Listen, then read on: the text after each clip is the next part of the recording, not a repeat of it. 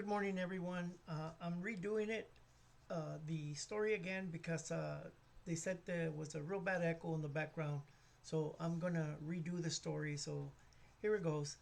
Um, I've been doing these oral history videos with Arturo Gonzalez from Crystal City.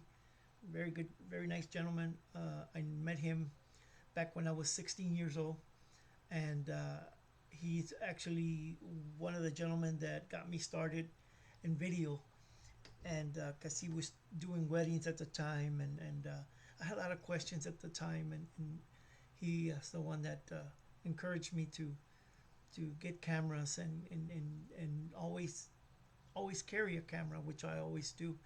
So I decided that we were going to make, or well, he decided that he wanted to make oral history. So he called on me, and having a past, knowing each other, we connected immediately. So we've been doing this for a few months. We got a few more to go, and if he wants to continue, I'm willing to continue. But that is his oral history, and that's personal to him. These UFO stories, I beg him to put them out. Anyways, this story comes from Arturo again, like I said, and he has witnesses, so they're identified flying objects. So he knows that they were there, and he sees them because somebody else sees the same thing that he saw. So with that, we're gonna go ahead and start streaming. I'm sorry, going to the video. It is a great video, and here goes. No, what is that?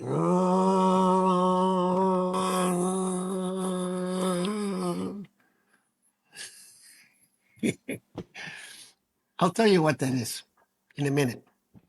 First, I gotta say this. I've been doing oral history for my family, for my kids, but mainly it's been my experiences in life as a migrant field worker, as a law enforcement officer, and the history behind La Raza Unida Party. But there's another subject that came up, and I'll tell you about it. Let me introduce myself. My name is Arturo Turi Gonzalez. I'm from Crystal City, Texas, and this is the year 2024. And I'm doing this, I guess, at the behest of my friend here. I don't know who he's going to show it to. My oral history, my personal oral history is for my kids only, for my family. But this, I don't know what he's going to do with it. And this is, believe it or not, that's what it is, believe it or not. I don't know if you believe in UFOs, but I believe in IFOs, identified flying objects, because I identified it and logged it down with witnesses, and there's proof. So there's two stories that I'll be sharing. There's more stories, but the other ones can be collaborated with witnesses or any kind of evidence or proof. So I'm not going to even bother with those because I had those experiences all by myself. So I got no witnesses, so can't say it.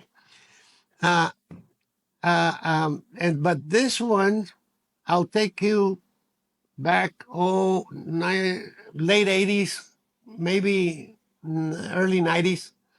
And I say, I guess, on the dates because I'm not a journalist, I'm not writing a book. So I don't do any investigating the exact dates and stuff. But I've been an EMT all my life. I'm still licensed as an EMT. I got all my credentials, my CPR cards, everything. And I do a lot of EMS work. And I was working in Eagle Pass, and we did a transport of a patient transport from Eagle Pass to San Antonio. And we're coming on the way back. And along with me, a good friend of mine, a paramedic, a lady paramedic, who is now a registered nurse. She's riding shotgun. In other words, she's right beside me. And I'm driving, and I get to La Prairie, and I pass La Prairie. And I would say, I don't know, 5, 6 miles out of La Prairie, something caught of our eye, both of us at the same time. We were synchronized. And I'm driving I moved forward and to my right, and she did the same thing. We saw something coming down.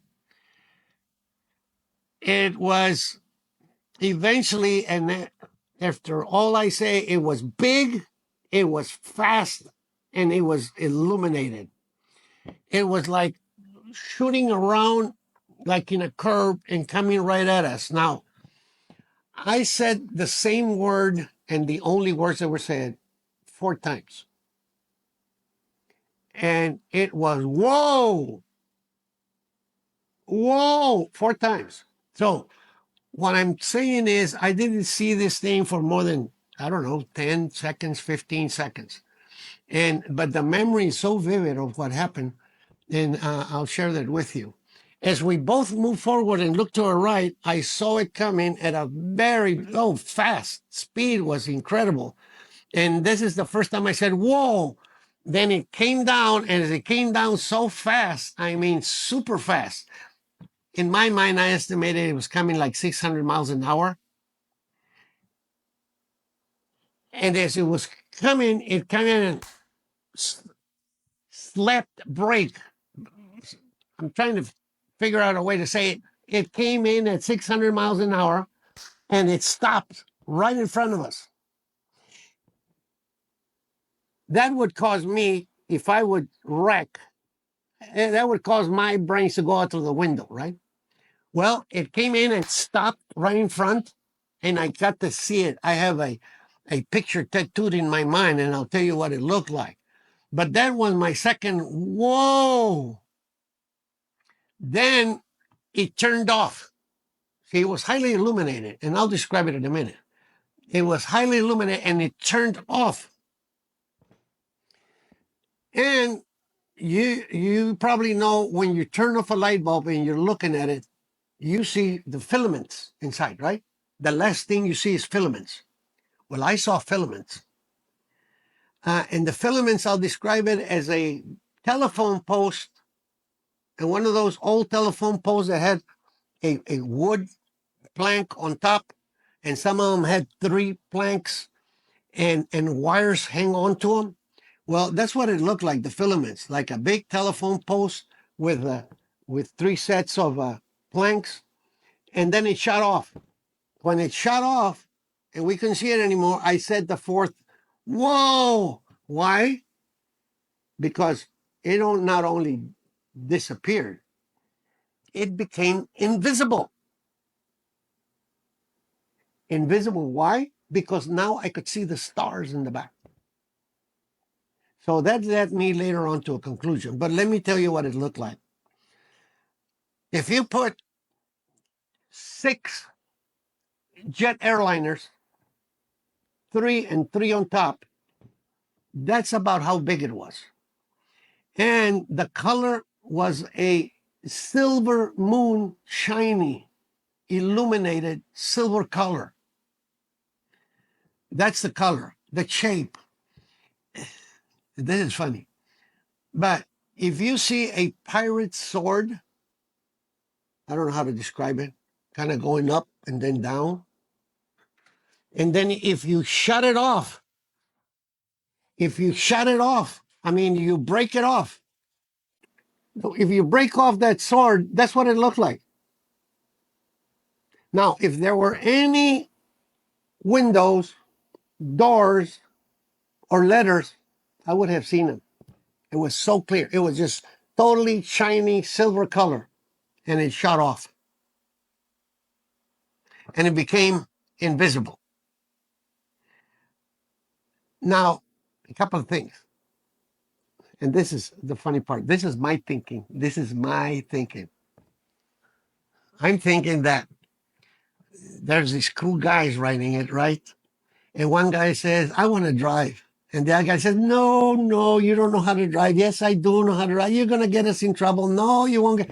So they let him drive. And what happens when he's swinging around and he sees the cars? But by the way, when I first saw it stand right in front of me, when I braked, I noticed that about 5 cars ahead of me, they also braked. So they saw that too. So what I'm thinking is this guy, inexperienced, stupid driver, extraterrestrial was driving, and they said, "Look, there's people." So he slams on the brake, and then he says, "Disappear," and he pushes a button so they wouldn't see it anymore. How this is the way I see it. I want to be on the side, but we weren't like scared or anything. We weren't shocked. I don't know if we were shocked, but it was just really unconcerning because we're very being silent. We kept driving and we were being silent because we are trying to figure out exactly what had happened. And the memory is so vivid, it's like a tattoo in my mind. I can re-see it all over again in my mind. And that's something that I saw. Now, yeah, that's not the end of it. The next Sunday, customary, we go have breakfast with my dad, El Jefe, every Sunday, because we had lost our mom. And every Sunday, my brothers and I have my brother Alberto, Dr. Alberto Gonzalez, uy, and my older brother Mando, and my Jefe. And we're sitting there, and I said, "Oh, hey, you know what? Hey, guys, I got something to tell you." Oh, yeah? I told him the story. And my dad looks at my brothers, then looks at me, and he says, "Cabrón, Arturo, now you did it. Oh, man, you pulled up some good ones, but you have gone over your cabeza, man. I know that I always thought that you were crazy. Now you're talking." I said, but it didn't happen. I said, "Happen what? Come on." And my jefe says, "Oh, you know what? You know what? Who's that lady that was here with you?" I said, "Yeah, Nelda, my friend." He says, "Okay, call her. Call her right now. A ver, call her." So he said, and put it on those where we can hear. I said, "Oh, the speaker?" He said, "Yeah, yeah." And put it on the speaker. So by chance I called and she answered. And I said, "Oh, hey, Nelda, you remember what happened when we were going to La Prairie?" He says, "What? We're going to La Prairie and that thing we saw. What thing?" I said, "With that thing, remember that oh, you know what? I had blocked it out of my mind. Oh my God. Was it a UFO?" I said, "Well, we saw something, right?" "Yeah." "Oh man, I blocked it out of my, I gotta tell people. I said, wait. I have a question for you." He said, "What?" I said, "Remember we couldn't see it anymore? What happened? What happened? Did it disappear or what? Did it fly off?" He said, "No, it became invisible." Cool. Cool. No. Thank you. ¿Qué pasó, jefe? A ver, hey, carnales, what happened? I got it right, right? So I got at least halfway believing, my brothers halfway believing that it was true. And it is true. You want to pay for a polygraph test? I'll take one. You want to take my word for it? Fine. If you don't, if you believe, fine. If you don't believe, fine. At my age, I don't impress anyone. I don't have to impress anyone.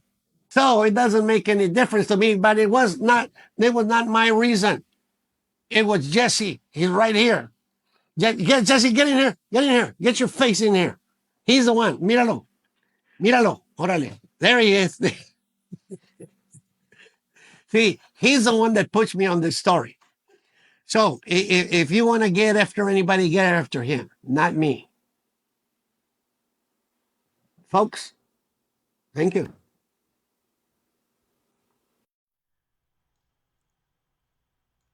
Well, that was Duty's story there, and he's sticking to it. This will be our last UFO video. We won't do any more. Anybody has any content they want to put up, it'd be great. Just let me know. We'll make a story. We'll figure something out. I think it's great what Duty's doing as oral history. These are just little fun things that we do on the side. Um, so hopefully we'll continue doing some with somebody else or even him himself. He said he might just continue doing it. He might not. Doesn't matter. I go with what he wants. So with that, I want to say thank you for watching. Thank you for the 700 and almost 800 views till now with the first video. So hopefully we get around that much, or maybe even more. I really enjoy doing this thing. You know, Duty and I go back a long ways, and it is. I think it's something of. I think God ordained this to bring us back together. We get along very well. We've always have. We've always have. I made burritos and gave burritos to his dogs when I was a kid. So I think we were destined to meet up again and to make these stories from my mentor. From my mentor. Thank you for watching. Like, share this video with everyone else. God bless. No.